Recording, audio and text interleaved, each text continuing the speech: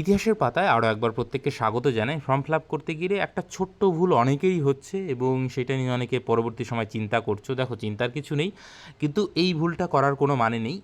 এইখানটায় ভালো করে খেয়াল করো, বেঙ্গলি ল্যাঙ্গুয়েজ স্টাডি ইন, অর্থাৎ তুমি বাংলা ল্যাঙ্গুয়েজ কোন কোন স্তরে পড়েছো। কারণ তুমি যখন এই যে কোন মিডিয়ামের জন্য অ্যাপ্লাই করছো, ধরো বাংলা মিডিয়াম বা হিন্দি বা অন্য কোনো মিডিয়ামের জন্য যখন অ্যাপ্লাই করবে, মাধ্যমিক, উচ্চ মাধ্যমিক, গ্র্যাজুয়েশন, পুঁজি, যে কোনো একটা জায়গায় তোমাকে সেই ল্যাঙ্গুয়েজটা পড়ে থাকতে হবে, তবেই তুমি সেই মিডিয়ামে অ্যাপ্লাই করতে পারবে।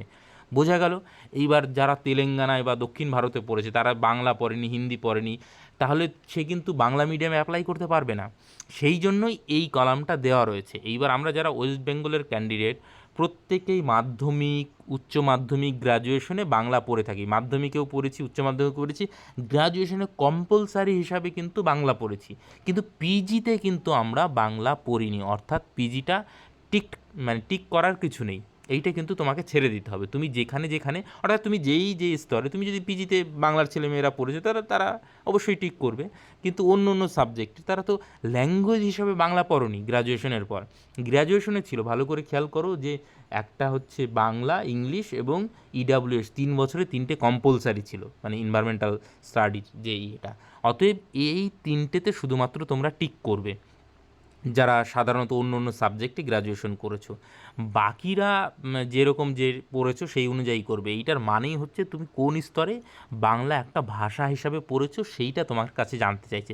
এটা যদি তুমি শুধু মাধ্যমিক স্তরে পড়ে থাকো তাহলেও তুমি এলিজেবল, তুমি যদি উচ্চ মাধ্যমিক স্তরে পড়ে থাকো তাহলেও তুমি এলিজেবল, তুমি যদি গ্র্যাজুয়েশন লেভেলে পড়ে থাকো তাহলেও এলিজেবল, বা পিজি লেভেলেও শুধু পড়ে থাকলেও এলিজেবল। তোমাকে যে কোনো একটা জায়গায়, তুমি যে মিডিয়ামে, এইখানটায় যেই মিডিয়ামে অ্যাপ্লাই করছো, ধরো হিন্দিতে, তাহলে তোমাকে হিন্দি কিন্তু পড়ে থাকতে হবে। এই 4টে যে ধাপ ধাপ বলা হয়েছে, অর্থাৎ মাধ্যমিক, উচ্চ মাধ্যমিক, গ্র্যাজুয়েশন, পিজিতে তুমি যদি হিন্দি পড়ে থাকো তবেই তুমি হিন্দিতে অ্যাপ্লাই করতে হবে, হিন্দি মিডিয়াম।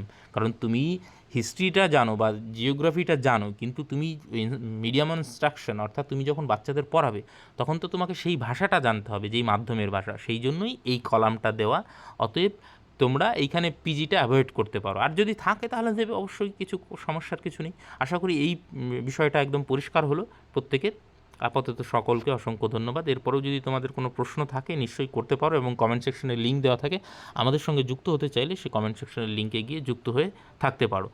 আর একটা বিষয় বলে দিই তোমাদের, যে এই যে অ্যাকাডেমিক স্কোর, সেইখানে দেখবে কলাম এতে রয়েছে, দুটো রয়েছে, এ বি। তাহলে এর ক্ষেত্রে আমরা যেটা পিজিতে বা গ্র্যাজুয়েশনে যত মার্ক পাচ্ছি সেই অনুযায়ী 10-এ 10 পাবে কি 8 পাবে, 6 পাবে, সেটা তার ব্যাপার।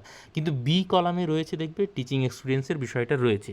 তো সেক্ষেত্রে এইখানে অনেকটা কনফিউশন হচ্ছে। তো আমি যতদূর বুঝতে পেরেছি তা সেই অনুযায়ী কিন্তু সেই যে টিচিং এক্সপিরিয়েন্সটা, সেইটা ভাইবা লিস্ট হওয়ার আগেই কিন্তু যুক্ত হচ্ছে। বোঝা গেল? তো যাই হোক, এরকম অনেকের অনেক প্রশ্ন আসে, যতটা আমি পারছি ক্লিয়ার করছি, এবং ক্যাটাগরির ইয়েটাও ক্লিয়ার করে দিয়েছি, আমি সেটা গ্রুপে দিয়েছি। তোমরা চাইলে গ্রুপ থেকে সেটা দেখে নিতে পারো। আপাতত সকলকে অসংখ্য ধন্যবাদ।